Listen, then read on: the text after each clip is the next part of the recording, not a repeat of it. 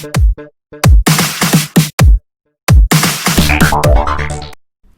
morning students, welcome back to my YouTube channel. Today we will start stereoisomerism. Last lecture में हमने पढ़ा था isomerism क्या होता है और उसकी एक टाइप पढ़ी थी स्ट्रक्चरल आइसोमेरिज्म, जिसके बीच में उसकी और भी बहुत सारी टाइप्स थी. नाउ आज हम शुरू करते हैं stereoisomerism. Now firstly we know about what is stereoisomerism. Definition देखो इसकी. Same molecular formula but different arrangement in space. इसमें क्या रहेगा कि जो भी हम एग्जाम्पल लेके चलेंगे, जो भी हम स्ट्रक्चर ड्रॉ करेंगे, उसकी स्ट्रक्चर की जो अरेंजमेंट है वो डिफरेंट होएगी, पर जो उसका मॉलिक्यूलर फॉर्मूला है वो हमेशा सेम रहेगा. उसको हम बोलते हैं स्टीरियो आइसोमेरिज्म. आइसो का मतलब होता है सेम, ठीक है. स्टीरियो का मतलब यहाँ पे आ गया स्पेस, मतलब जो भी हम एग्जाम्पल लेंगे उसका मॉलिक्यूलर फॉर्मूला सेम रहेगा, बट उसका जो स्ट्रक्चर होएगा वो उसकी अरेंजमेंट्स डिफरेंट होंगी, ठीक है. अब इसके दो टाइप्स हैं आगे. फर्स्ट है ज्योमेट्रिकल, सेकंड है ऑप्टिकल आइसोमेरिज्म, ठीक है. ज्योमेट्रिकल में आगे उसकी दो टाइप आएंगे, सिस एंड ट्रांस, और एक हम पढ़ेंगे आइसोमेरिज्म. नाउ फर्स्टली स्टार्ट करते हैं हम. The complexes coordination number 4 only show geometrical isomerism, ठीक है. या आइसोमर्स भी हम बोल सकते हैं.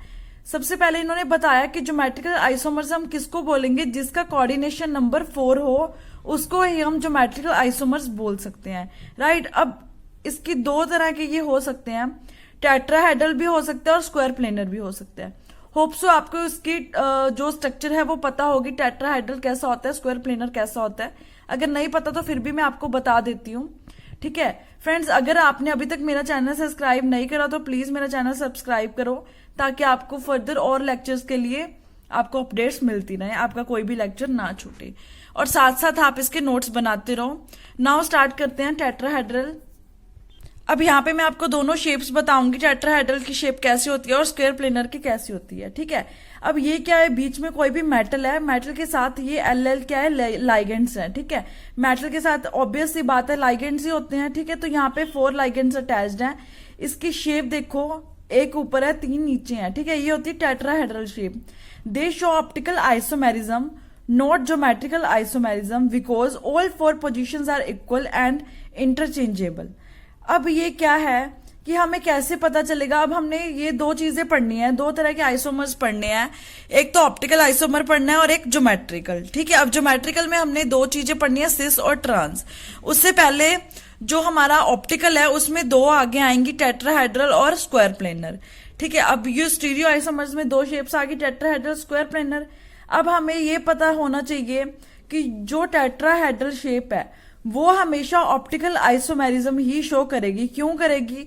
क्योंकि जो ऑल 4 पोजीशंस आर इक्वल, जी चारों जो लिगेंड्स लगे हैं, इन चारों की जो पोजीशंस है वो इक्वल है, मतलब इक्वली डिस्टेंस पे हैं जो चारों लिगेंड्स इसमें अटैच्ड है मेटल के साथ, ठीक है. और ये क्या है, इंटरचेंजेबल, मतलब अगर लिगेंड 1 यहाँ पे है तो हम यहाँ पे भी लिख सकते हैं, यहाँ पे भी लिख सकते हैं. ये इंटरचेंजेबल है, ठीक है. इसलिए हम इसको ज्योमेट्रिकल आइसोमर नहीं बोल सकते, इसको हम ऑप्टिकल आइसोमेरिज्म ही बोलेंगे, ठीक है. आगे हम पढ़ेंगे ज्योमेट्रिकल आइसोमर हम किसे बोलेंगे, उससे पहले हम स्क्वायर प्लेनर की शेप देखते हैं.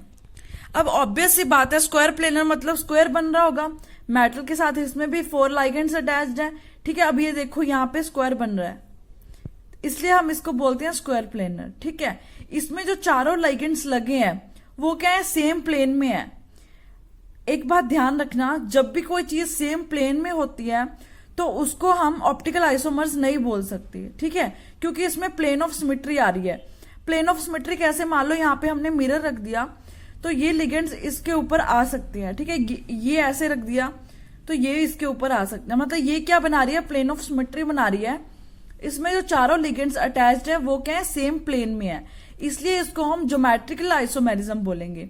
अब हमें एक बात यहां से क्लियर होगी, अगर तो 4 लिगेंड्स सेम प्लेन में हो, ठीक है, और क्या हो, सिमेट्री हो, प्लेन ऑफ सिमेट्री, तो हम उसको बोलेंगे ज्योमेट्रिकल आइसोमेरिज्म. अगर हमारे लिगेंड्स जो अटैच्ड हैं उनकी पोजीशंस जो है इक्वल है और इंटरचेंजेबल है, उसको हम बोलेंगे ऑप्टिकल आइसोमेरिज्म, उसको हम ज्योमेट्रिकल आइसोमेरिज्म नहीं बोलेंगे, ठीक है. अब हम कुछ एग्जांपल्स के साथ समझते हैं कैसे. यहाँ पे मैंने लाइन लिख भी दी है, मैंने आपको पहले समझा भी दिया, ये अब फटाफट दोबारा से नोट करने के लिए मैंने आपको दिया है. All 4 ligands are present in a same plane. It cannot optical isomerism because it have same plane of symmetry. ठीक है, यही बात मैंने आपको पहले बताई थी। अब हमने यहाँ पे एक एग्जाम्पल ले लिया। देखो, अगर एग्जाम में हमें क्वेश्चन आता है तो वो कैसे भी आ सकता है, पूछ सकता है कि ये ऑप्टिकल आइसोमेरिज्म है, ज्योमेट्रिकल आइसोमेरिज्म है, अगर ऑप्टिकल है तो क्यों है, ज्योमेट्रिकल है तो क्यों है, ज्योमेट्रिकल की कोई भी 4 एग्जाम्पल दो, ऑप्टिकल की कोई भी एग्जाम्पल दो। तो वो सारे क्वेश्चन के आंसर आपको इन एग्जाम्पल्स में मिल जाएंगे।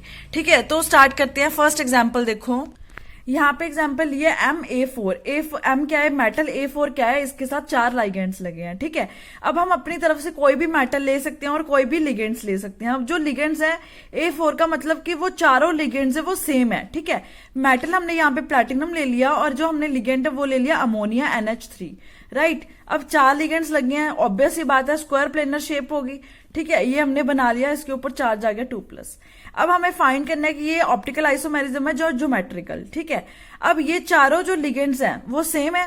मैंने आपको पहले ही बताया था जब चारों लिगेंड्स सेम हो तो वो क्या करेगा, note show geometrical isomerism. Geometrical isomerism कौन शो करता है, जिसके चारों लिगेंड्स अलग हो। ठीक है, वो शो करेगा ज्योमेट्रिकल आइसोमेरिज्म। अब ऐसे ही हम दूसरी एग्जांपल देखेंगे। यहाँ पे एग्जांपल लिए MA3B। A3 मतलब 3 लिगेंड सेम है, एक लिगेंड अलग है।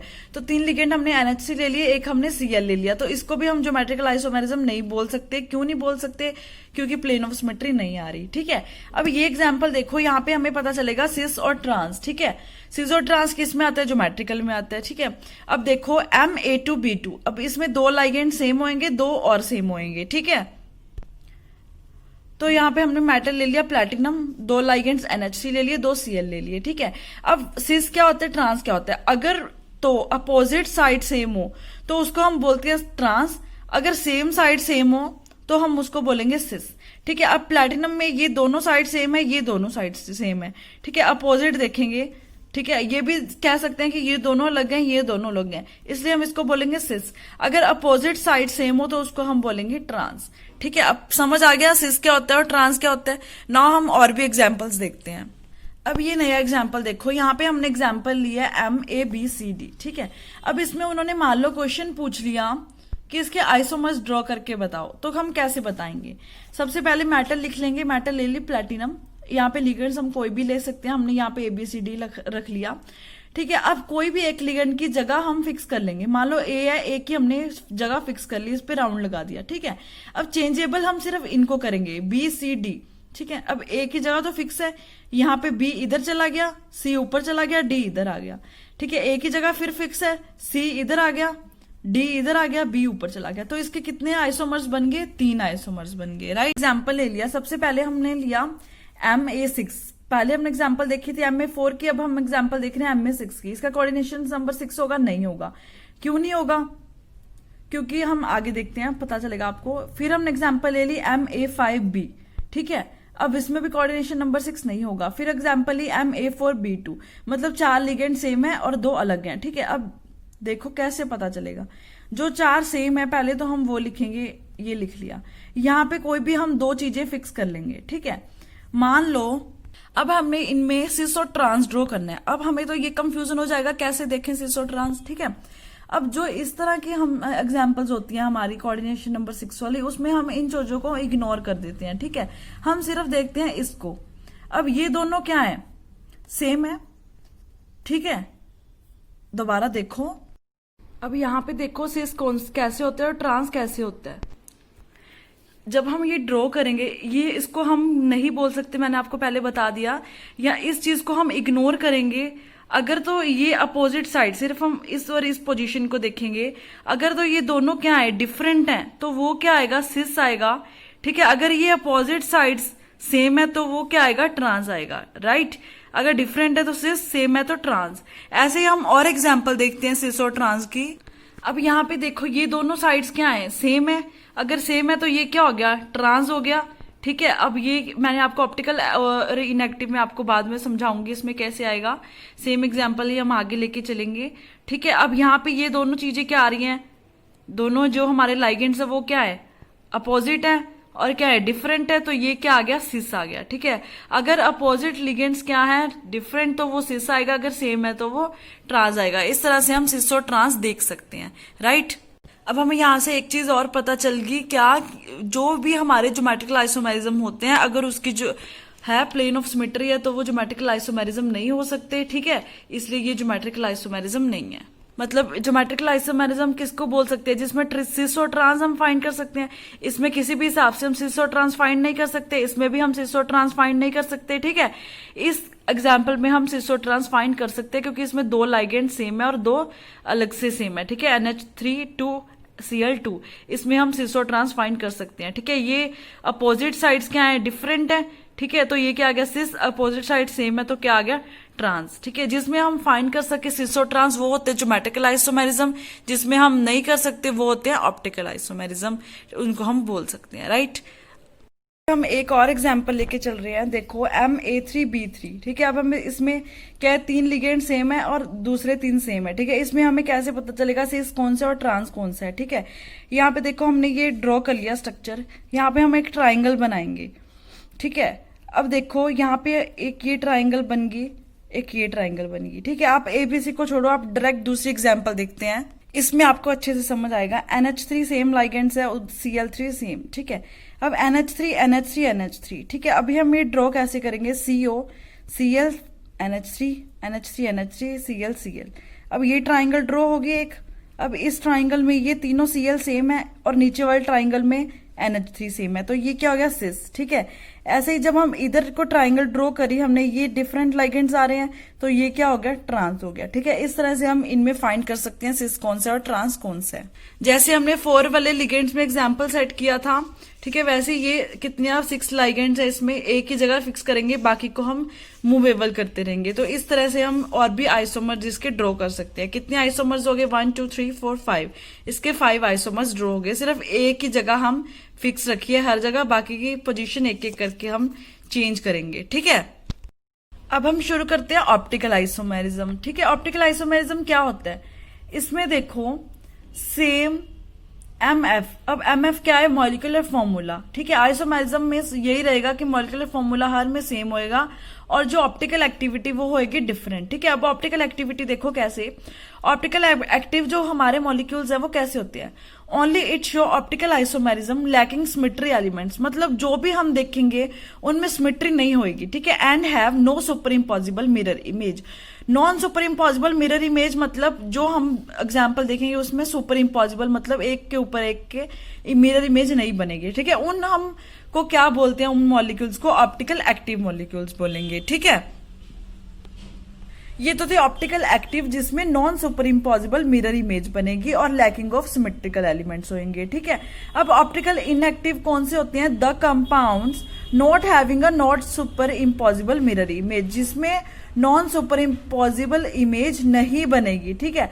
वो मैं आपको आगे एग्जाम्पल के साथ समझाऊंगी कि सुपर इम्पॉसिबल और नॉन सुपर इम्पॉसिबल इमेज कैसी होती हैं।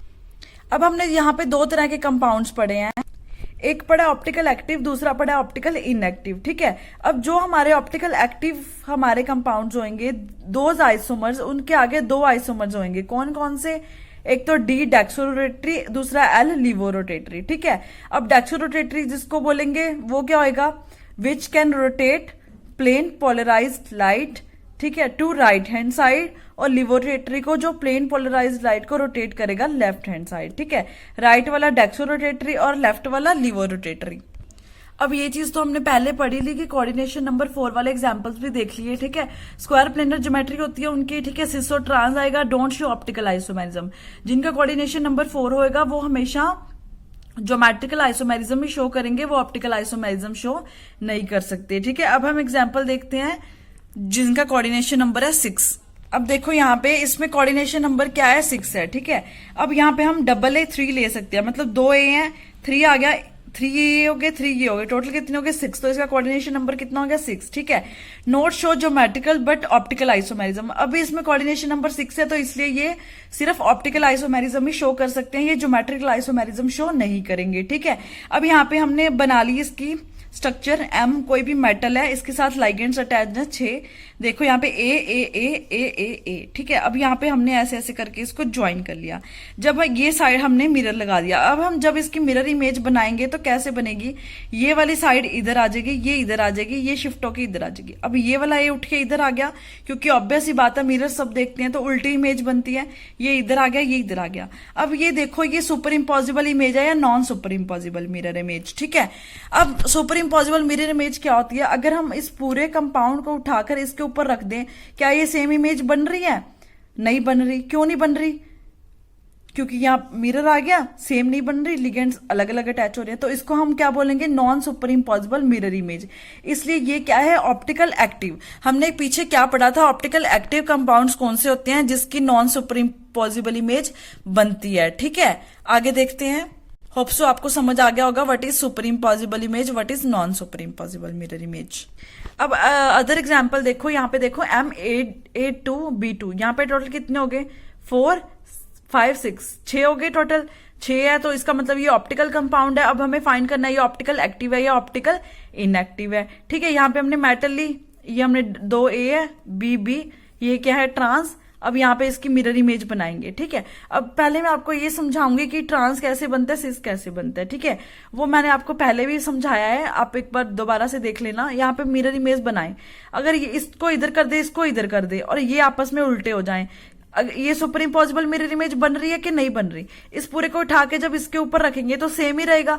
तो ये क्या हो गया, ऑप्टिकल इनएक्टिव। मैंने आपको पहले भी क्या समझाया था, जिसकी सुपर इम्पॉसिबल मिरर इमेज बने उसको हम क्या बोलेंगे, ऑप्टिकल इनएक्टिव। ये ऑप्टिकल इनएक्टिव इसलिए भी है क्योंकि इसकी क्या बन रही है, super impossible image and plane of symmetry, ठीक है। अब इसकी दो चीजें बन सकती हैं, सिस और ट्रांस। हमने ये ट्रांस का एग्जाम्पल देखा, अब हम देखेंगे सिस का एग्जाम्पल। अब देखो ये क्या है, सिस हमारा, ठीक है। इसके ऊपर अगर हम इसकी मिरर इमेज बनाएं, ये क्या है, ए, ये क्या है, बी। अब बी इधर आ जाएगा, ए इधर आ जाएगा, ठीक है। ये उल्टा हो जाएगा तो कोई फर्क नहीं पड़ेगा।